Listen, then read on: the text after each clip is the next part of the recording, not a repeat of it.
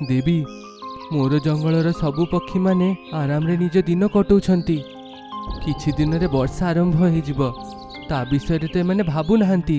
वर्षा बेले जेबे घररू बाहरी पारिबेनी सेतेबेले कोठिरू खाइबा आनिबे माने आउ केमिति बंचिबे। बस एतिकी ही मोर मुंडरे चालुछि।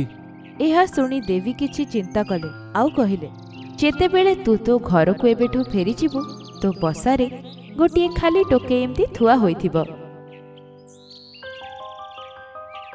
खाली टोकरी सेथिरे मोर समाधान केमिति हेई पारिबो? तेवे देवी सोनू पारार कानरे गोटे कथा कहले आउ सेठू चली गले।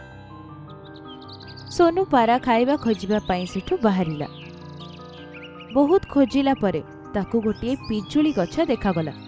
भल हैला गोटे गछ तो दिसिला। से पिजुली गछरू पिजुली को खाइला। आउ से गछर गोटे पत्र भांगिकी से नहीं गला।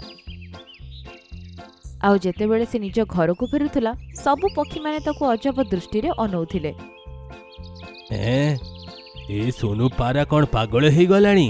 खाइबा जगार पत्र धरिकी बुलुछि। सोनू पारा से गछरे जाई पहुंचिला तो गोटे टोकेई थुआ होइथिबार देखागला। से पत्र को टोकेई भितरे रखिदेला।